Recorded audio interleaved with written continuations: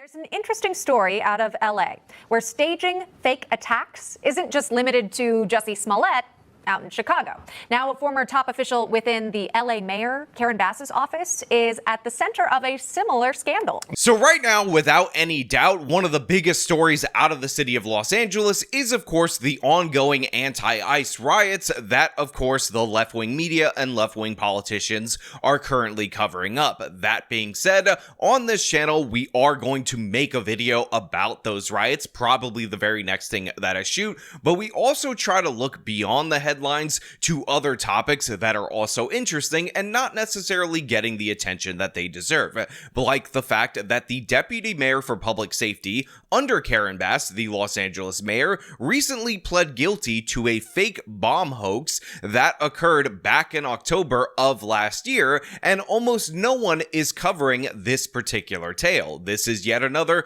Jussie Smollett style incident, and I think that is deserving of a breakdown. So that's what we're going to do today. But before we get into that, I want to thank everybody who supports this channel via actualjusticewarrior.com/join. Give me the money. Give me the money. Okay. So it's very important for you guys to understand that for the most part, whenever we see a story of somebody that happens to be a black public official, especially if they're particularly left-wing, calling in fake threats, that typically the target of those fake threats, these allegations or allegations as the super mayor would call them, off of hearsay, false allegations, and not facts, happens to be fictional evil white racists somewhere out there in the nation. This is what Jussie Smollett did, and this is what hundreds upon hundreds of other race hoaxes perpetuated on the American people have done time and time again. However, this one has a bit of a twisty twist. This particular time, this hoax ended up being perpetuated on October 3rd of 2024. Now, you guys might be aware of the fact that October 3rd of 2024 is almost 1 year to the day of the October 7th attacks, and it turns out that this particular deputy mayor for public safety decided to claim that it was actually anti-Israel people that were behind this particular call and threat and potential attack, and that is the angle of this particular tale, and it might be one of the reasons why this is not getting all that much attention. I mean, we have a Department of Justice investigation, we have a guilty plea, we have a potential 10-year sentence for this deputy mayor, and yet we don't have a mugshot, we don't have a perp walk, and I am of the belief that this is due to the fact that this is obviously a sensitive topic, but make no mistake about it, this particular hoax probably cost the city of Los Angeles more than you can imagine. The saga began during a city hall meeting on October 3rd, 2024. Just days before the one-year mark of Hamas's October 7th massacre.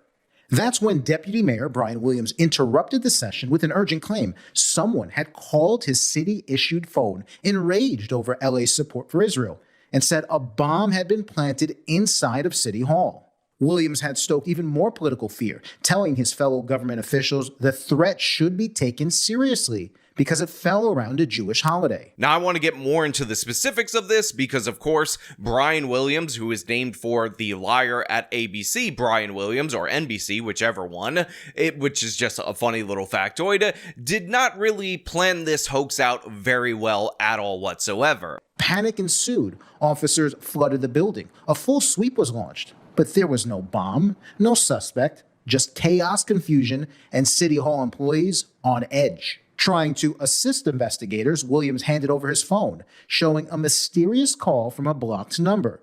Police had no leads at first. So obviously this is completely inappropriate in multiple different ways. You end up wasting a bunch of law enforcement resources in that they had to do a sweep of this particular area. Obviously the guy is trying to maximize the potential for this hoax to be legitimate by saying it's close to a Jewish holiday, and not really reported in this particular news segment that I'm pulling from, but in the Department of Justice indictment is actually additional information on how Brian Williams got a bunch of people in this particular particular building to contact Mayor Karen Bass herself and tell her about this ongoing threat, and of course about how Brian Williams is just managing the whole entire situation. Now again, this is just not acceptable behavior, and I don't give a damn, even though I'm clearly and obviously a paid Israeli shill, the Jews completely control me, that this was done to defame the anti-Israel side. In reality, we cannot engage with this world if we are separated from fact, if we are reliant on hoaxes, and it's really unfortunate, especially when you consider that this guilty plea ends up coinciding with two different attacks on Jews or on people connected to the government of Israel in this country, so there is no real need to fake this when the pro-Palestine side in the United States of America has shown a willingness to embrace violence. But of course, this guy wanted to be the hero. He wanted to add some victimization points that he was under threat, and very similar motivations to the anti-white hoaxes ended up coming into play right here. But the thing is, it is not getting nearly the attention that it deserves, because one of the things that is highlighted in this Newsmax segment that is kind of glossed over in all the different various reports is that this guy is an absolute idiot. He ended up using a Google Voice number to make the call via block number to himself, thinking that the police would look at the block number and realize that there was nothing they could do at all whatsoever, and essentially call this a dead end. According to the plea deal obtained by Newsmax, that call didn't come from some random Angelino upset with pro-Israel sentiment. It came from Williams himself, using Google Voice to trigger the whole charade. Eventually, the LAPD handed the case off to the FBI, and the feds raided his Pasadena home in December. At the time, Williams maintained his innocence, his attorney saying that he would vigorously fight the allegations. And now there is a plea deal in place, but no public arrest, no mugshot, no media frenzy. Just another scandal quietly absorbed by a Karen Bass administration, all too comfortable with failure.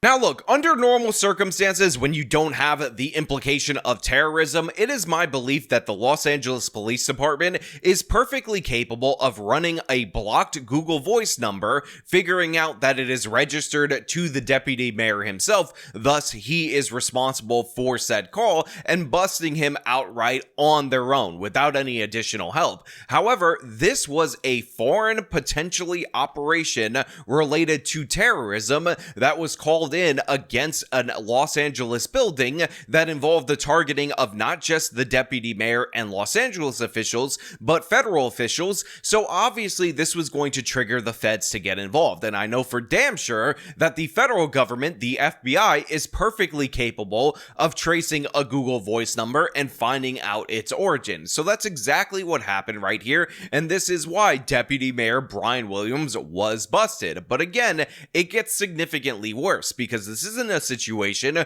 where he just triggered an evacuation, where he of course tried to target people that he didn't like politically in the worst way humanly possible. This is, in addition to that, something that ended up putting the city of Los Angeles in danger, because while he was under investigation, Brian Williams maintained his innocence. He said he was going to fight against these charges all the way to the end, and of course we know now that he ended up pleading guilty, because he is in fact guilty. He did in fact do. He did do, not didn't do, definitely 100% did do, and he should be held accountable for this. But remember, he's the deputy mayor of public safety, so of course Karen Bass ended up putting him on paid administrative leave during the course of the investigation, and we all know that October of 2024 all the way to May 22nd, when the guilty plea was announced, is a lengthy period of time where a lot of things ended up happening, and disastrously so, in the city of Los Angeles. Chief among them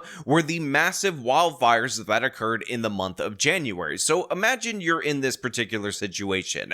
Your city is being targeted because of this guy doesn't like the fact that people don't like the fact that they seem to be supportive of Israel, too much so for his liking. So he decides that he's going to frame those people that are against that as being radicals or more radical than they actually are and actually call in a bomb threat. So you have the initial waste of police resources, you have the initial waste of the investigation, you have the headlines that are defamatory against the activists that you're targeting. And again, forget what you think of these pro-Palestine activists and how absolutely ridiculous they are. In this particular case, they were improperly targeted, and it's okay to acknowledge that. But then you're on administrative leave during absolute disasters in the city of Los Angeles when you're the deputy mayor of public safety, when it's your job in part to coordinate these particular situations. And of course, the LA response to those wildfires was notoriously bad. Again,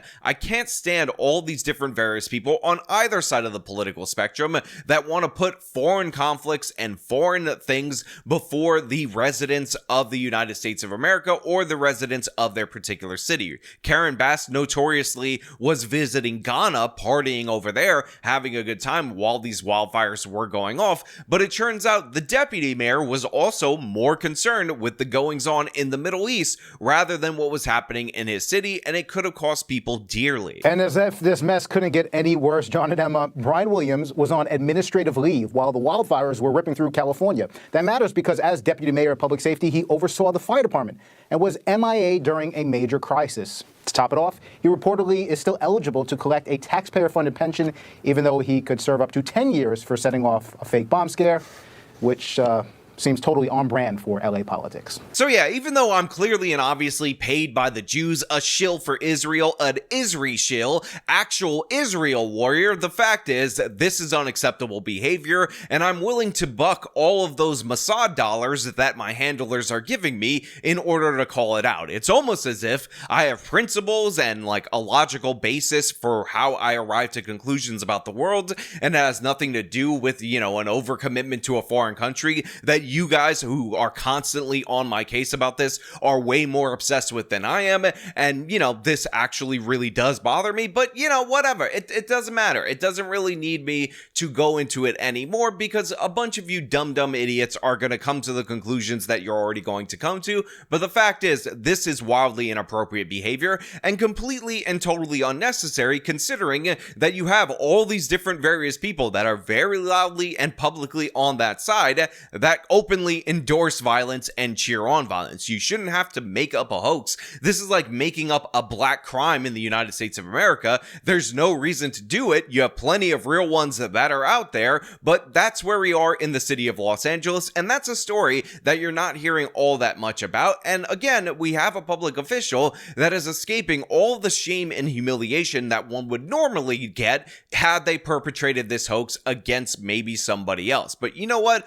Those are just my thoughts. I want to know what you guys think about this down in the comments below. As per usual, if you like this video, show me by leaving a like. You can subscribe for more content. You can follow me on all my social media. Support me via the support links in the description of this video. This has been me talking about an LA deputy mayor pleading guilty to an insane hoax that nobody seems to be talking about. Till next time.